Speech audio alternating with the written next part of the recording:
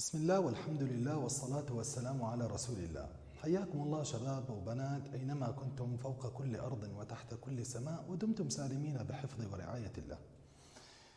اليوم في هذا الفيديو بدنا نتعرف على فكرة بسيطة.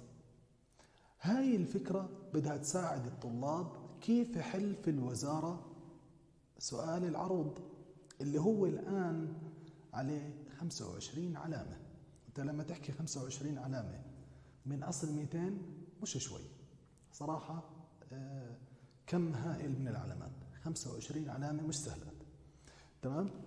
الآن أول شغلة بدنا أتفق عليها أنا وياك، إنه لما تيجي عند سؤال العروض في الوزارة أول نقطة بدك تكتب المفاتيح البحور قبل ما تبلش تقطع، قبل ما تبلش تقرأ البيت، قبل ما تبلش تعمل أي إشي. اكتب المفاتيح. خلينا نمشي نقطة نقطة وتبع معي كويس بهذا الفيديو. البحر الوافر، طبعا يفترض انك تكون حافظ انت مفاتيح البحور. البحر الوافر مفتاحه بحور الشعر وافرها جميل. بحور الشعر وافرها جميل. ستجد انه في عندك هنا مفاعلة، مفاعلة، فعول. كويس. باجي على البحر المتقارب. البحر المتقارب شو مفتاحه؟ عن المتقارب قال الخليل. عن المتقارب قال الخليل. لو انت بدك تقطعه عن المتقارب قال الخليل، عن المتقارب قال الخليل. وستجد انه في عندك هون فعول، فعول، فعول، فعول. هذا يفترض انه انت دارسه وعارفه. باجي على بحر الرجز. بحر الرجز مفتاحه في أبحر الأرجاز بحر يسهل. في أبحر الأرجاز بحر يسهل.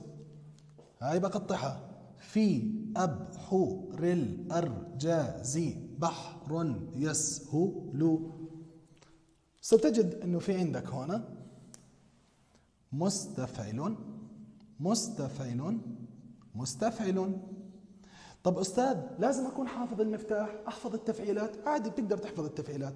شو الإشي الأسهل إلك؟ أنا ما عندي مشكلة، ولكن هذا اللي أنا بحكي لك إياه بذكرك بالتفعيلة. بدك تحفظ التفعيلات مباشرة. البحر الوافر مفاعلة، مفاعلة، فعول، بصير. بدك تحفظ إنه البحر المتقارب فعول، فعول، فعول، فعول، بصير. بدك تحفظ إنه بحر الرجز مستفعل، مستفعل، مستفعل، برضه بصير، ما عندي مشكلة. ولكن أنا بعطيك المفتاح عشان يكون في عندك آلية أنت ماشي عليها. باجي على البحر الخفيف. بحر الخفيف مفتاحه يا خفيفا خفت به الحركات. يا خفيفا خفت به الحركات.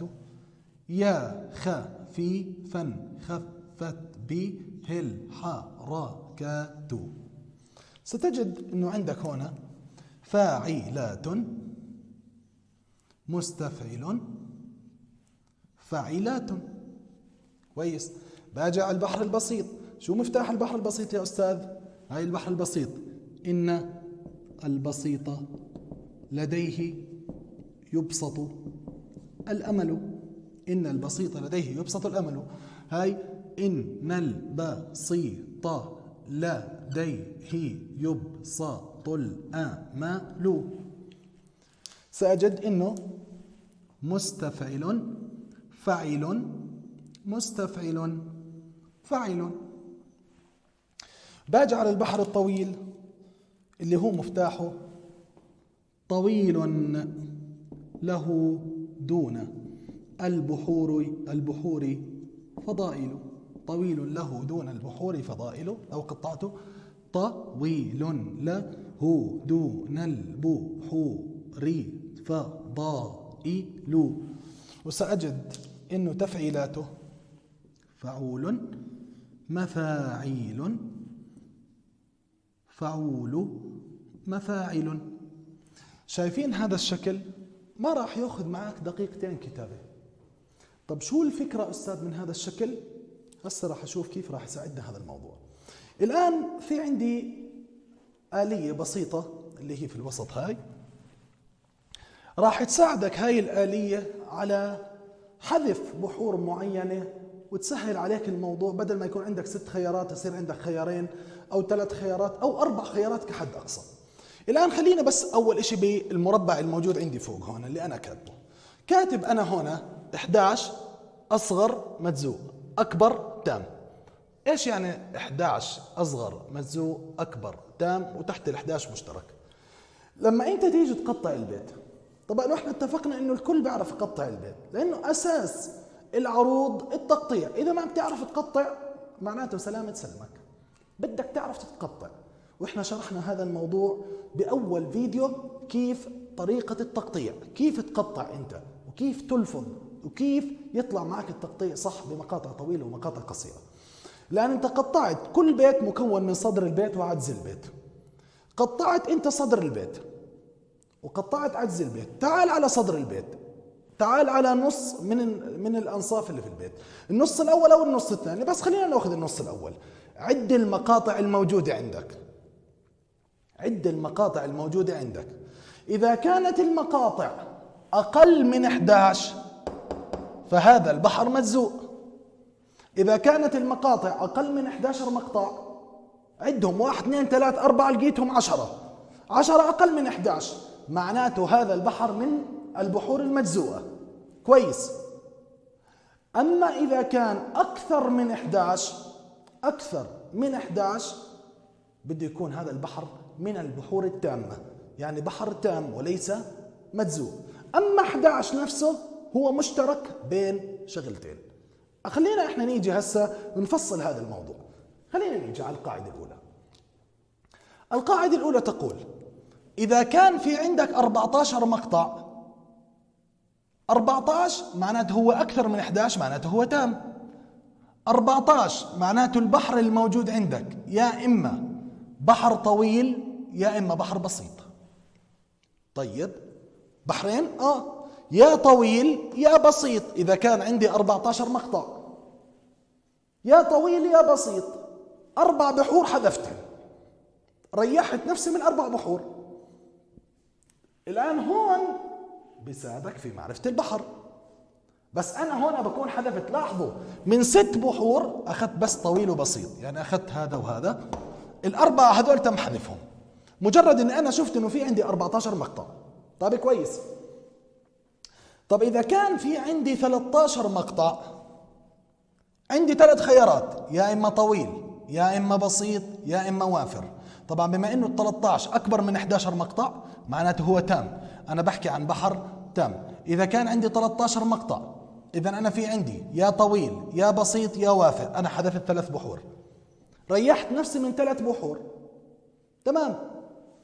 إذا كان في عندي 12 مقطع وأكثر إشي 12 وال8 أكثر إشي، بس بدي أركز هون ذهنك إنه 12 وال8 12 تام وال8 مجزوء بس نفس البحور.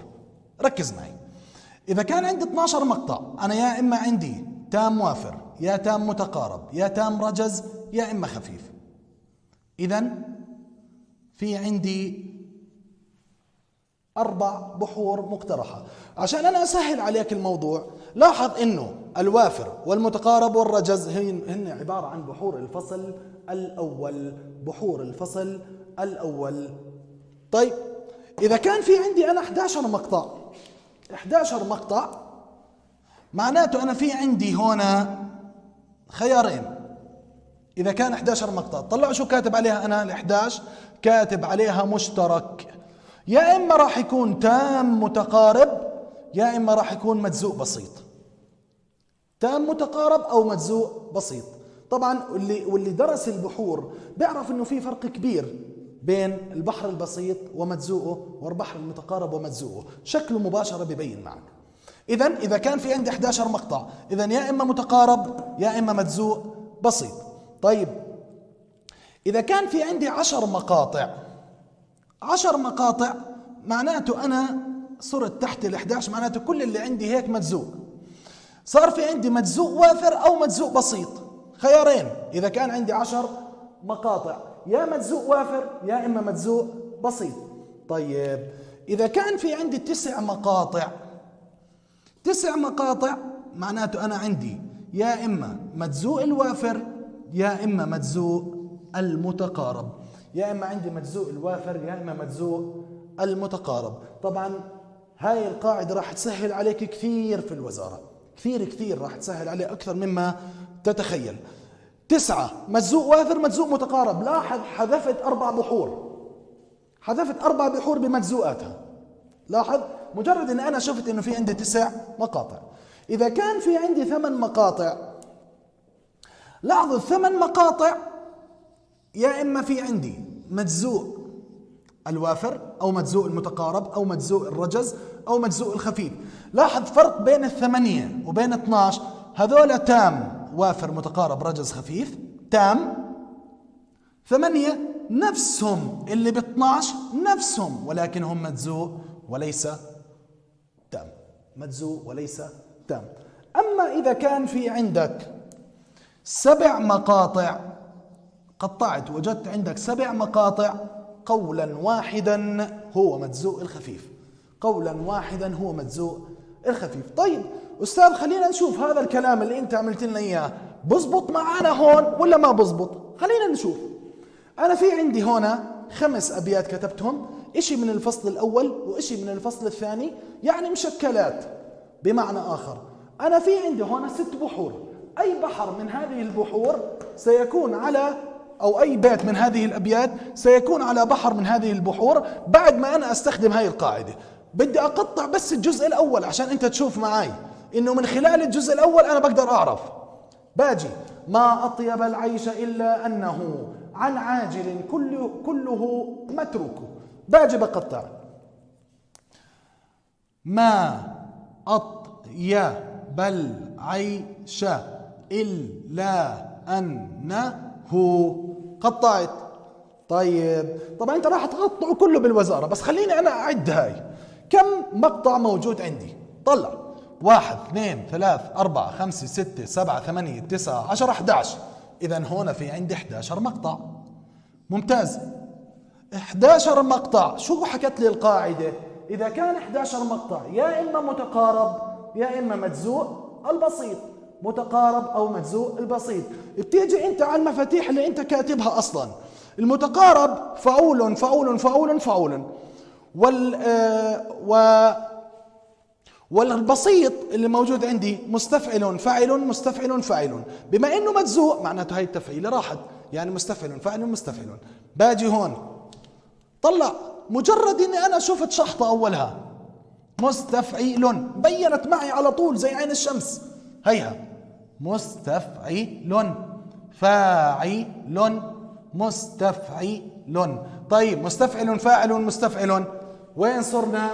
صرنا هون، معناته في عندي أنا هنا مجزوء البسيط. لاحظوا بين معي مباشرة من خلال عدد التقطيعات الموجودة عندي. طيب خلينا نجرب فكرة ثانية. طبعا لو كملت هون برضو راح يفيدني نفس النتيجة.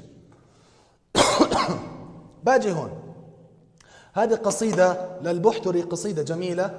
صنت نفسي عما يدنس نفسي وترفعت عن جدى كل جبسي وتماسكت حين زعزعني الدهر التماسا منه لتعسي ونكسي. طيب نيجي هون بقطع. صنت نفسي عما يدنس نفسي. كويس، قطعت. عد يا صديقي، 1 2 3 4 5 6 7 8 9 10 11 12. ممتاز، أنا في عندي 12 مقطع. ب 12 مقطع أنا بعطيني 4 خيارات: وافر متقارب رجز خفيف، وافر ومتقارب ورجز وخفيف. باجي أنا عندي هون عندي وافر مفاعلت مفاعلة، أول مقطع باء. طب هون عندي شحطة، معناته أنا حذفت الوافر مباشرة. طيب شو عندي الخيار الثاني؟ متقارب. متقارب عندي فعول مفاعيل فعول فعول فعول فعول، برضو أولها مقطع قصير. هون شو في عندي؟ مقطع طويل، معناته برضو حذفت المتقارب. باجي للرجز، عندي بحر الرجز مستفعل مستفعل مستفعل، باجي بجرب هون مستفعيل، وين مستفعل؟ وين شحطة شحطة؟ ما عندي شحطة شحطة. طلعوا هون شحطة شحطة، هون شحطة باء، إذن برضو حذفت الرجز. باجي على الخيار الأخير اللي هو بحر الخفيف، فاعلات مستفعيل فعيلات. إذن هيها مباشرة بينت معاي فاعلات. أنا بحاول أمشي معاك نقطة نقطة عشان تعرف كيف إحنا بنحل. هاي فاعلات، هاي مستفعل، وهاي فعيلات. معناته أنا شو عندي هنا؟ شو عندي؟ البحر الخفيف. لاحظوا البحر الخفيف. طيب باجي على البيت اللي بعده، أماوية إن المال غاد ورائح، ويبقى من المال الأحاديث والذكر. طيب بنقرأ البيت مرة ثانية، أماوية إن المال غاد ورائح، ويبقى من المال الأحاديث والذكر. باجي بقطع البيت أنا، أماوية إن المال غاد ورائح. كويس، نيجي بنعد مع بعض. هاي 1 2 3 4 5 6 7 8 9 10 11 12 13 14. إذا أنا في عندي 14 مقطع. 14 مقطع بحسب القاعدة اللي حكى لك إياها مصطفى البوريني اللي هو أنا. إذا كان في عندك 14 مقطع معناته في عندك طويل أو بسيط. طويل أو بسيط، طبعا بحر تام. باجي أنا على البحر الطويل والبحر البسيط. هاي البحر الطويل والبسيط. الطويل طويل له دون البحور فضائل، فعول مفاعيل فعول مفاعيل. وفي عندي البحر البسيط أيضا، إن البسيط لديه يبسط الأمل مستفعل فاعل مستفعل فاعل. باجي بطلع هنا مستفعيل. طيب باجي بحاول هون مستفعل ما زبطت معي، متفعل ما زبطت معي. طب شو باجي هون؟ بجرب على البحر الطويل، سأجد إنه في عندي فعول. لاحظوا هاي فعول، مفاعيل، هاي مفاعيل، فعول، وهاي مفاعل. إذا أنا شو عندي هنا؟ في عندي البحر الطويل. البحر الطويل. تمام. باجي أنا على البيت اللي بعده، والبدر قد صار هلالا ناحلا في آخر الشهر وبالصبح اختلط. تمام. خلينا نقطع البيت مع بعض. والبدر قد صار هلالا ناحلا. عد المقاطع معي، يلا بنعد المقاطع. 1 2 3 4 5 6 7 8 9 10 11 12. عندي 12 مقطع. هاي 12 مقطع بحسب القاعدة اللي احنا اخذناها. 12 مقطع. انا في عندي 4 خيارات، يا اما وافر يا متقارب يا رجز يا خفيف. طيب باجي على كل واحد منهم. الوافر بدايته مفاعلة، دائما أول مقطع قصير. هون ما عندي مقطع قصير، معناته البحر الوافر تم استثناؤه. طيب باجي على البحر المتقارب. البحر المتقارب، عن المتقارب قال الخليل فعول. برضه هون ما عندي فعول، برضه استثنيت المتقارب. باجي بعديها مباشرة على الرجز. بحر الرجز اللي موجود عندي في أبحر الأرجاز بحر يسهل مستفعل مستفعل مستفعل. طيب باجي بجرب هون مستفعيل، هاي زبطت. مستعيل زبطت. مستفعيل معناته شو اللي عندي هون؟ عندي هون بحر الرجز مستفعل مستعيل ومستفعل، معناته عندي هنا بحر الرجز. بحر الرجز. بنيجي للبيت الأخير: دع اللوم يا عاذلي فما أنت بالعادل. باجي بقطع البيت: دع اللوم يا عاذلي. عد معي يلا: 1 2 3 4 5 6 7 8. عندي 8 مقاطع. 8 مقاطع الموجودات عندي. خيار ال8 مقاطع موجود عندي هون، يا إما مجزوء الوافر، يا مجزوء المتقارب، يا مجزوء الرجز، يا مجزوء الخفيف. باجي هون أنا بجرب مجزوء الوافر. مجزوء الوافر بده يكون عندي بحذف آخر تفعيلة: مفاعلة مفاعلة. تمام، مفاعلة مفاعلة، مفاعلة ما زبطت، مفاعلة ما زبطت، معناته بستثني البحر الوافر. باجي عن المتقارب. عن المتقارب قال الخليل: لما نحكي عن مجزوء احنا اتفقنا انه تحت ال11 مجزوء وفوق ال11 تام. ال11 مشتركة بين المتقارب التام والمجزوء البسيط. تمام، أنا عندي 8، جربنا بالثمانية الوافر ما زبط. نيجي على المتقارب، احذف آخر تفعيلة. عندي 3 تفعيلات: فعول فعول فعول طبعا أو فعول. نيجي هنا بنجرب: فعول هيها، فعول برضو هيها، فعو. لاحظ فعو 8 تفعيلات. شو عندي هنا؟ مجزوء المتقارب. مجزوء المتقارب. طبعا هاي يا شباب ويا بنات بتكون طريقة بسيطة بتساعدك كثير على الحل في امتحان الوزارة. هذول يفترض تكون حافظهم. هذول النقاط بيساعدوك زي ما حكينا: تحت ال11 مجزوء، فوق ال11 تام، 14 طويل أو بسيط، 13 طويل أو بسيط أو وافر طبعا تام، ال12 وافر أو متقارب أو رجز اللي هي بحور الفصل الأول زائد الخفيف. إذا كان 11 يا إما متقارب يا إما مجزوء البسيط. إذا كان 10 مجزوء وافر أو مجزوء بسيط. إذا كان 9 مجزوء الوافر أو مجزوء المتقارب. إذا كان 8 نفس 12 ولكن ضيف كلمة مجزوء. هون مجزوء الوافر، مجزوء المتقارب، مجزوء الرجز، مجزوء الخفيف. إذا كان 7 ما عندي إلا خيار واحد اللي هو مجزوء الخفيف. أرجو من الله أن يكون هذا الفيديو ساعدكم في امتحان الوزارة، ودمتم سالمين دائما بحفظ ورعاية الله، والسلام عليكم ورحمة الله وبركاته.